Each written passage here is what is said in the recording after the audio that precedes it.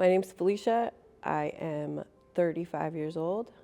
I have 2 years clean, and I have 4 kids, and I'm from Portland, Oregon, and I'm here to share my story.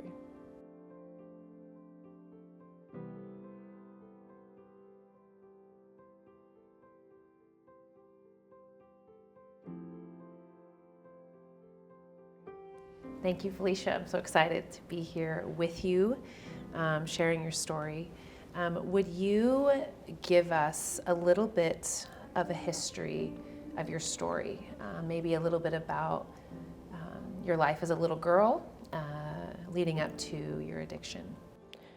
Yeah, I was born into a family full of addiction. Both my parents were heroin addicts. Even my great-grandma was a heroin addict. So at the age of 5, I was taken and put into foster care, where I was moved around, molested. Pretty much any bad thing you could think of happened for like the next, I'd say, 7 years of my life. I got placed back with my mom and was just subjected to drugs again. And that's kind of at the age of 11 was when that happened. And that's when I started using meth and other drugs I could find. So at 11 years old, you were using meth. Mm-hmm. Every day. And that was my life for a really long time. I finally met a meth dealer who was a lot older than I was, and my mom had kicked me out. So I went to live with him, and I was 12, 13-ish. And he ended up saying he was going to go back to Mexico, and he was my only place to live, so I went with him.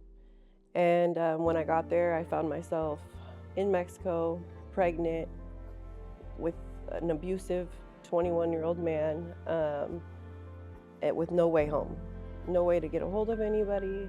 And so there I was in Mexico. I had my daughter. She was born January 7th, 2004. I was 14 years old, and she was born in Acapulco, Mexico. Then shortly after that, I took a bus back to Portland, Oregon. I took her with me. We were on the bus for 7 days. That was crazy. I got back here and I just continued the same thing I knew, using drugs. And that was my life up until 2 years ago. I was in and out of jail. I had 3 more kids. And 2 years ago, I found myself sitting in Multnomah County Jail with 5 years. I was facing 5 years in federal prison. I had been in a really abusive relationship, and I just was hopeless. My rights were about to be terminated for my kids, and I found myself doing exactly what my mom did to me. And at that point, I had been to jail many times, but at this time was different because I just didn't care at that point. I didn't see how anything good. I just was too far gone. My kids were I just didn't see how anything good was going to come out of this situation. And then all of a sudden, they told me that I could go to one treatment center and one treatment center only. And it was a year long, and it just so happened to be named Shepherd's Door. And it was faith-based, and I didn't want any of that. I was like, no, just send me to prison. My attorney talked me into going, and when I went there, that was the turning point of my life. So you said something that's so interesting. You, in that moment, would rather have had gone to prison than the idea of going to a treatment center. Would that be specifically because it was a faith-based treatment center, or because it was a treatment center in general? Had you been to treatment before that? I had been to 6 inpatient treatments before that. Okay. So this was not your first rodeo as far as going through treatment? No, not at all. It was mostly because it was faith-based. I just had this, I had never known God. The people I did know that were Christians or whatever were not nice people to me. I just didn't know, and I just didn't think I could do it. Yeah. I thought this was going to be an easy way for me to end up violating, and I was going to do something wrong. And then I heard I couldn't smoke cigarettes either, and I just was like, oh, this is a setup for sure. So I just didn't think I could do it. And you mentioned your attorney, though. Obviously, I've known you for a long time now, and you've become very dear to me, so I know a lot of your story already. And I know about your attorney and how special of a woman that she is. Would you say that she was someone who truly saved your life? Absolutely. She was one of the, she definitely wasn't a public pretender, like you say. Like, she was a good attorney. She cared about me. She fought for me. And she pushed me to do something I wouldn't have done otherwise, I remember that day I was with you in the courthouse when she defended you and spoke up for you. And I just remember thinking, wow, this woman is incredible. If only we could, if only the public could see someone like that, in that moment, defending you. And it might have felt like, I imagine, somebody for the first time coming to really defend you and tell you that you're worth it. And it was so healing too. The whole process of my federal case, like, they went deep into my story of why I was the way I was. It just brought light to all the things I'd been through, where I was like, okay, maybe I'm not just a horrible person. Maybe I just was given a really rough hand, and this is my time to try to do something different. So good, so good. Okay, so you ended up at Shepherd's Door, which, for those watching that don't know, Shepherd's Door is a faith-based discipleship program here in Portland. Tell us a little bit about your experience there. Man, I thought that the people there wanted to catch me, or I just didn't think that they really cared. I just thought this was like another, people in authority who are going to try to, mess me up, or I don't know. It was really rough at first, and I didn't trust anybody. But I had some really great counselors. I had some really great mentors, and little by little, I started to trust the process. I started to, really process my issues, and I got my kids there, who before that I thought there was no way I was going to even see them again, and I got all of them there with me. It just changed my life in so many ways. I found God, which, I resisted that a lot at first too. Yeah, I was definitely not I wasn't into it, but there was something so different about these people. They really wanted to help. They really wanted to help. And it's interesting that you were so scared to learn about God or faith. And knowing you now, is it safe to say that God was the missing piece? Oh, for sure. Like I said, I was in 6 different treatment centers, and that is the only thing I didn't try. I tried to be clean. I tried to stay clean. The only thing I didn't try was, adding something else, adding something bigger than myself in there. And that is what did it. He saved me for sure. So looking at you now, I got the opportunity to know you from the beginning, meeting you that first day. And the cool thing about knowing you, Felicia, is I saw that light and that joy in you day one. It was a little dim, but I knew it was in there, and I was attracted to you immediately. As you know, I came right up to you and wanted to get to know you.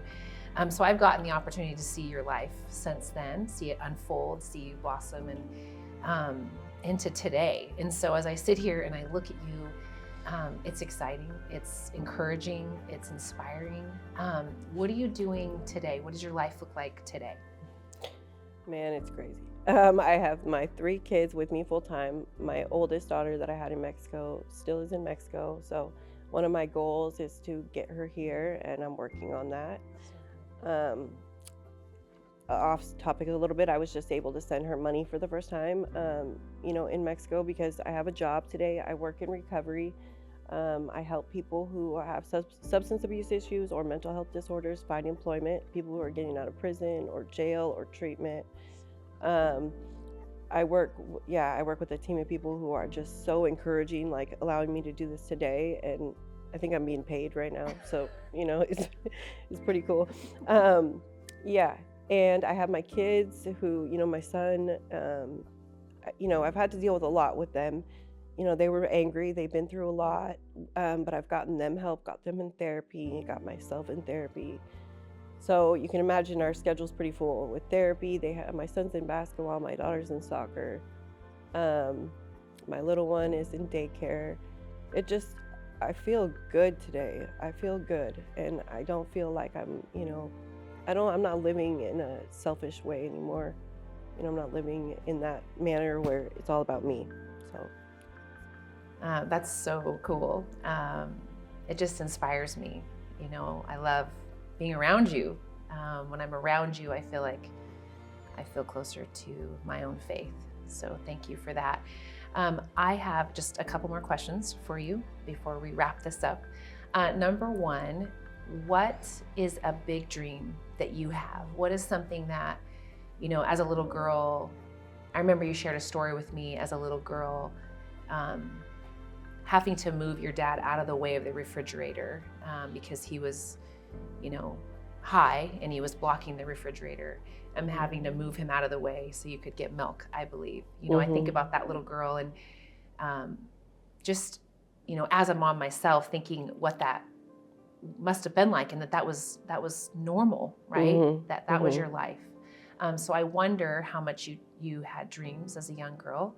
And I think about you now as a woman who has been redeemed, who is daily being restored and healed, who's chasing after God in your life, fighting for your life. Has God begun to put those dreams back in you? And if he has, what is a dream that you have in the future? I would like to eventually help kids who are coming in and out of juvie, or whose parents are in the system, or kids who are in foster care. I would like to, I don't know if it be a mentor to them, but somehow help them share my story. I think it could really help, because I was that kid who was a runaway constantly, or, just in and out of foster homes. I think that ultimately would be the most fulfilling thing I could do. Yeah, that's awesome. We need you. Man, we need you. My last question for you today would be, with your story and what you've been through, there's a lot of people who are doing incredible work in Portland. There's a lot of people who want to do work and be a part of what's happening in our city. And then there's some who maybe are experiencing compassion fatigue, or maybe they don't know how to help, or maybe they don't understand why people are in the circumstance that they're in. And we know that everyone has a story, and we believe that everyone's story matters. Every single person is made in the image of God. And so if you were to be able to sit down with someone and talk to them and tell them what you think is most important for them to understand, coming from someone who has experienced what you've experienced, what is something you would say to someone to help them really understand and see that the people that are in these harder circumstances didn't choose that? Yeah, absolutely. Nobody woke up in the morning and was like, you know what, today I want to sit outside and hold a sign and ask people for money. Like that, I've done that. And that is the most degrading thing you can do. Nobody wants to do that. But when you're in survival mode, and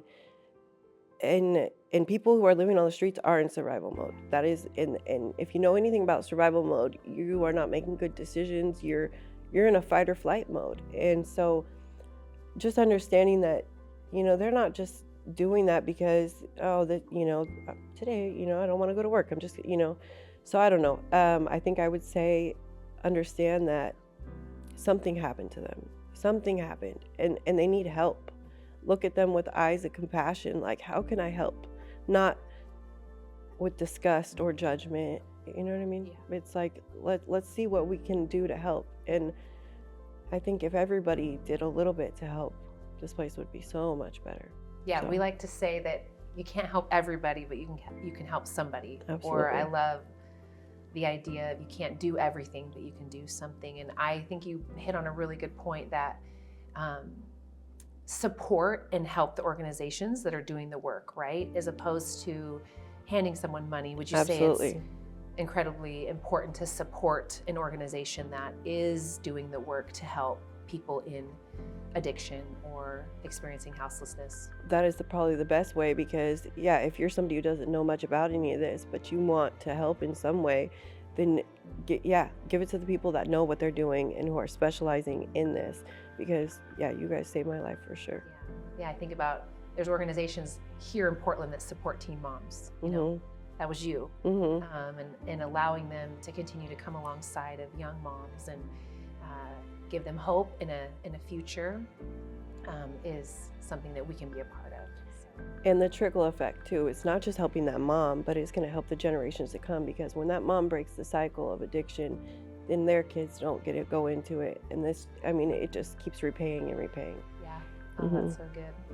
Felicia, thank you so much for hanging out with me today and sharing your story. We love you. We're encouraged by you. We're going to be praying for you. And we believe in your future. Thank you, Austin.